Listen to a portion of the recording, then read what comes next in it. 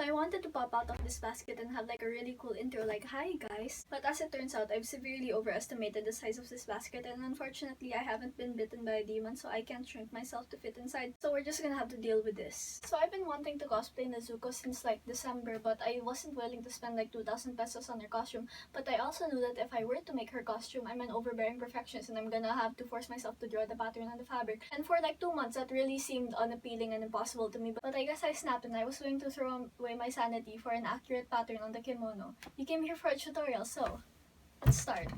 So this is the prophesized really complicated pattern, but it's actually simpler than it looks, I think. Essentially, this is the shape of the pattern that's repeating. If you are interested in measurements, well, here. Now, time to draw that pattern repeatedly onto some pieces of fabric until your arm voluntarily amputates itself from your body. Now, sew those pieces of fabric together and wow, you have a kimono. How did I make it, you ask? Well, I have no idea. No, just kidding. Like, here's a diagram. If you can't read my handwriting, oof. Now, as you can see, my kimono doesn't have sleeves, and that's because I plan to use it for these versions of Nezuko, or this version. It's the same version, and as you can see, no sleeves. So that's my unnecessary explanation that none of you asked for. Now for the white part, I just decided to very messily sew white fabric onto the edge because I don't have a serger and the edges are not finished. If you have a serger, good for you, and serge the edges even though no one will see them, just like, yeah. Now time to make her obi. So take some red and white fabric in the order that I'm throwing them on the floor. Now cut some strips from them, approximately the width of a really long rectangle. Now cut out these really long rectangles and make sure to have seam allowance because as I've learned, seam allowance is really important. Why is this shot zooming in? Anyway, cut out times 3 of those overly saturated bacon strips and cut out times 3 of the white ones as well. Now sew these strips together in 2 sets, one with white, red, white, and one with red, white, red. You should try saying red, white, red, red, red, red really, really fast. Now take your piece of fabric like I'm showing here and chop it into tiny pieces until you have approximately 100 billion tiny candy canes. I don't think these are candy canes. I don't know. I haven't seen a candy cane in a few years. I don't eat candy canes. Anyway, arrange them in a pattern like this. Sew them together one by one in the order that I've laid out. And when you open it, it should align. But mine didn't, as you can see. So anyway, try that again, and I know that bottom one isn't aligned, but look at this top one. It's aligned. Now sew those together and eventually you'll realize that you'll never be able to align them and you'll just eventually give up. But hey, look, it's a checkerboard pattern. Now hem the edges so that it's nice and neat, as I say, as literally the next shot is showing that the back is not neat. But anyway, let's ignore that. As you can see, there's a white line on the red parts because I didn't bother changing it. So my brilliant idea was to try to fix that with a red fabric marker, and I decided that it kind of looked worse, so I ran to the this isn't the sink, but I tried to rinse out the fabric marker with water, and I just realized that sometimes I should just stop trying to fix things that don't really need to be fixed.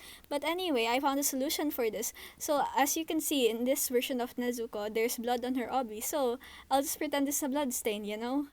Now it's time to make the green part of her obi. So I took a random piece of green fabric approximately the length of the red and white checker part, then I hot glued it together to make it into a tube. Why is this clip running on for so long? Now you have that. So there are these like line rectangle things on the front of her obi, so I decided to just cut more of that green fabric and hot glue them together to make these tiny rectangles things. Now hot glue your tiny celery sticks to your leek, or the opposite. I don't know which one's bigger, celery sticks or leeks. And since I will never be satisfied, I for some reason decided to paint the fabric with acrylic paint because, never underestimate the amount of bad decisions I can make.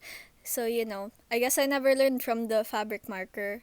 Anyway, after that, I ended up washing it off, so yeah. So now we're gonna make this orange rope thing. If you have orange rope in your house, well, good for you, but I don't. So I'm gonna have to make it by crocheting an I crocheted a really long piece of yarn, and yeah, that's what it ended up looking like. And now I'm gonna add a tassel to the end, even though that it's not really necessary. No one's gonna see that. If you've watched YouTube videos in 2016, you know how to make a tassel, right? Like you wrap it around your fingers, then like you tie it and you cut it, like a tassel in a 2016 YouTube DIY video. Random fact, back in 2016, I did in fact make some DIY YouTube videos, but the problem is I don't know where they are anymore because I deleted them all. You know when adults are like, be careful if you use the internet because they're gonna be there forever. Well, where are my videos? I want them back anyway. Wow, you're done with the tassels. Make two. So yeah. Now cut a really big piece of brown fabric that when folded over is about the length or height of whatever you are from your shoulder to your feet. Now lie down on that fabric for no reason. Get up because that wasn't necessary. Now here's a clip of me doing a really bad job of showing you I'm hemming the edges of my. I'm not really doing that. I'm trying to show you that I will hem the edges of the haori. As you can see in this diagram, yeah, hem the sides that will eventually be your armholes and sides.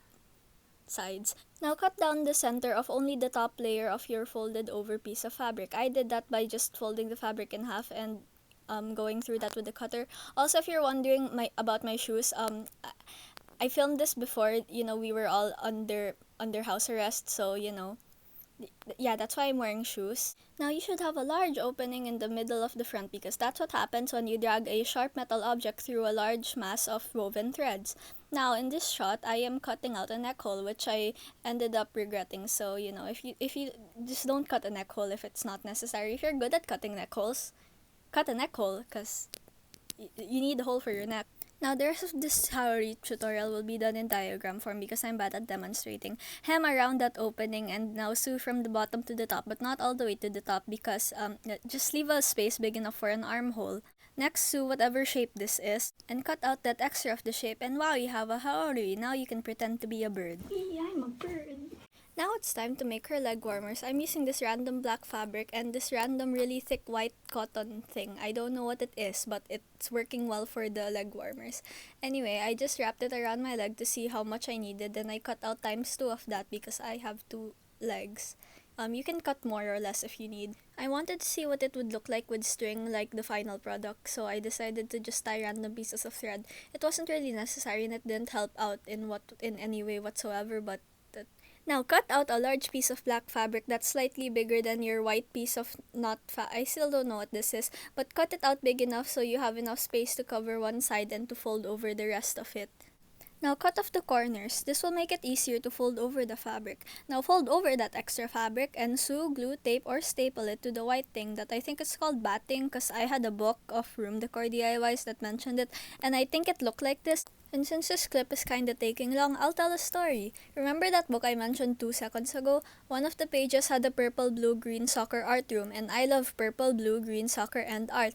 And out of any other page in the book, my sister ripped out that one! Now if you have another leg, make a second one for that other leg. And to put it on, simply wrap it around your leg and tie 3 white ribbons or strings around your leg. In this clip, I'm using yarn, but I ended up using white bias tape because I can't find white ribbons. And, wow, leg warmers. This is a really bad shot. Since we technically can't go outside right now, I decided to not make the slippers, which is good because I don't know how to make them. That's a problem for another time. Now for the hair, I didn't want to get like a black hair Nezuko wig because my hair's already black, so that would be kind of arbitrary. So I just braided my hair overnight and I unbraided it to get whatever hairstyle this is. Next, for the orange part, I clipped in extensions that I would hairspray orange if I was going to a convention, but I'm not, so doing that would be an extra step that I don't want to do. Try to blend it in with your hair. It's gonna be hard. I still don't know how to blend it in. Now tie a random piece of hair with a tiny hair tie before tying it with a piece of pink fabric around it. Mess with it until it looks vaguely like Nezuko. Now tie a piece of green bamboo around your face to keep yourself from eating people you dislike. And now it's time for the not that grand reveal because you saw the costume in the intro already. Okay, wait, one more thing. I just think the shot is really funny. Okay, you can go continue.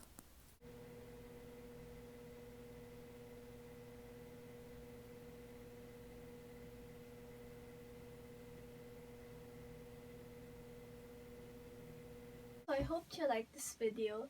I'm sorry if the instructions weren't clear and you couldn't understand what I was doing, but I couldn't understand what I was doing either, so can you understand me if I talk like this? So thanks for watching. Farewell, human. Okay, so you know how like most YouTubers have that thing at the end of their videos where there's like a button for their channel and then there's a button for another video of theirs to recommend to you. So I'm gonna try that. If I figure it out, then like my channel and another video should be linked here. But if there's not, I just look really stupid, don't I?